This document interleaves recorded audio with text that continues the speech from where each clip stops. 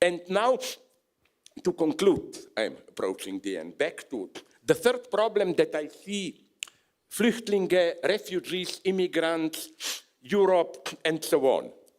The ideological hypocrisy in this field, I find it staggering. And I know how problematic is what I'm saying, because I was told by right-wingers that my aim is to destroy Western culture. I was told by leftists of being a philosopher of Alternative für Deutschland and so on.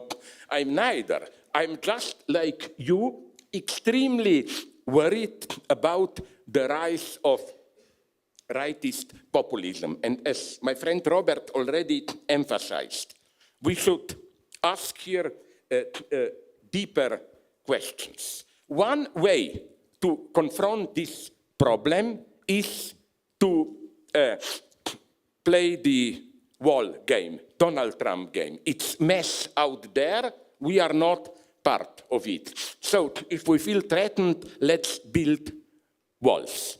This, of course, doesn't work. Why not? For the obvious reasons that today we live in one world. We are all part of it. Look, where do refugees come from?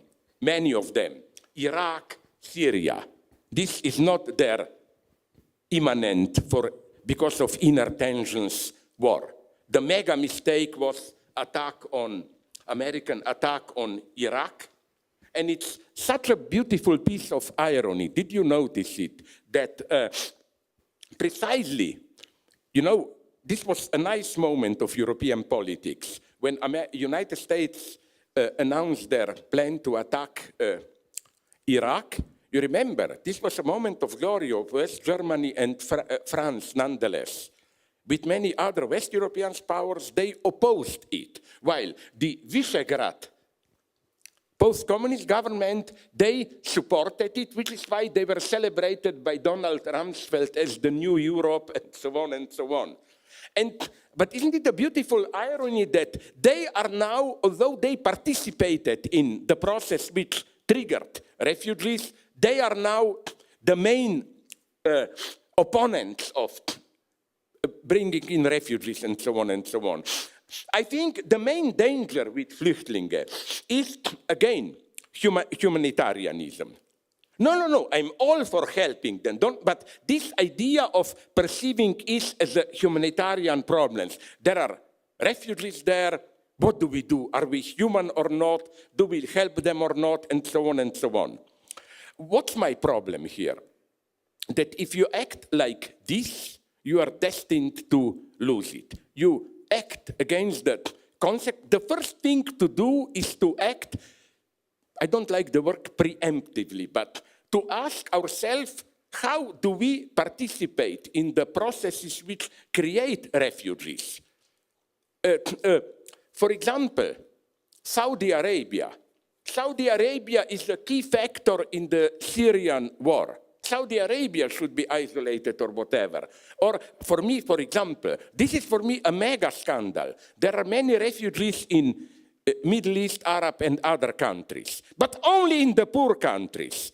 That rich series of countries, Saudi Arabia, Kuwait, let's name them, Bahrain, Qatar, Emirates, they simply don't take refugees and so on. So there is,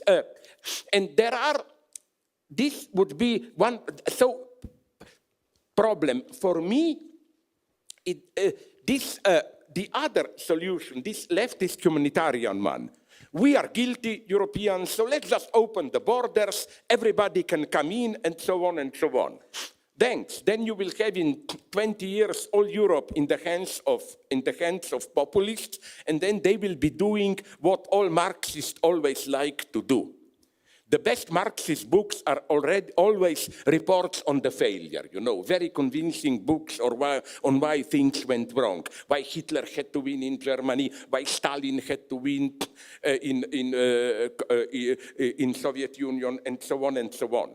I think that again, what we have to do is, for example, in Africa, where also many refugees are coming, don't change it into a humanitarian problem. Ask yourself, how do we, developed West, participate in the process which is causing refugees. Look at, for me, one of the nightmarish places of the earth, Democratic Republic of Congo, which is a state, so-called rogue state. Central government doesn't function, local warlords operate there, but as such, it's fully integrated into global capitalism. What about that? What about another fact, not written a lot about, that here we Europeans and Americans are not guilty. It's mostly Arab countries and some Asian countries like South Korea, Japan, and others. They are massively buying the best arable land in many poor Arab countries, Ethiopia, Eritrea, Madagascar, and so on, growing mostly industrial plants for export, and so on and so on. We should shift the terrain to this level. The last thing with refugees, I think that, again, we should step out of this deadlock where, on the one side, there are anti-immigrant racists, we should absolutely clearly reject them, populists, but the right answer to them is not. No, there are no problems with immigrants. Of course there are problems, not because they are bad or we are bad, but there is a certain incompatibility of ways of life. I don't blame anyone here, but if we will not talk openly about these problems, then we are lost. I remember a couple of years ago, there was a big scandal, but it was downplayed by the left in England. It happened in the mid-British city, 100,000 people, Rotherham. It was admitted, even by left liberal media like Guardian, that it was a nightmare. What happened there was that they discovered that a Pakistani youth gang serially, systematically raped for years over 1,000 young, white, but very well selected from poor families, girls. And parents of these girls tried to mobilize police. Police said, no, if we investigate this, we will be accused of Islamophobia, and so on and so on. I think this is not respect for Islam. This is treating them, as you would have put it, in a paternalist way. It's explosively dangerous. That's how you create votes for the new right, and so on and so on. We simply have to talk openly about all these problems. Also, anti-Semitism in Europe. Something extremely dangerous is emerging recently, what I call Zionist anti-Semitism. And its father is, I'm not kidding here, Reinhard Heydrich, that guy, who wrote in 1936, "We wish Jewish people all the best."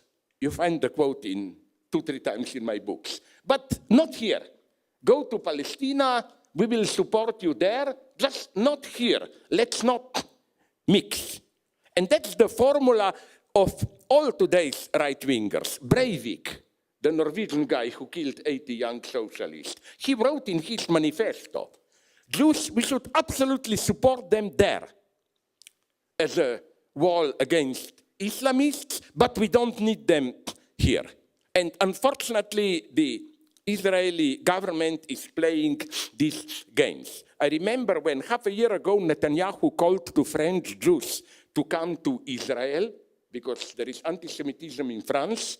The French anti-Semitic Reich enthusiastically greeted this. Yeah, we agree with him. Go to Israel, just not here. So you know what should be our position here? Not the naive one, there is no anti-Semitism in Europe, it's only Islamophobic fantasy and so on. There is, but it's a naive moralist stance, but it's the only realist one for me.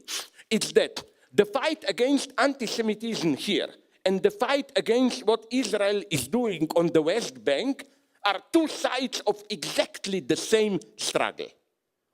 You know, we should reject this victimizing logic from both sides. We should reject when Arabs say, okay, we are a little bit anti-Semitic, but what Israel is doing now to us, it's the same thing that Jews suffered in the World War II. Or exactly the same thing is done by aggressive Zionists who say basically that after we suffered so much in the Holocaust, who has the right to reproach us for anything, and so on and so on. It's so important to be universalist.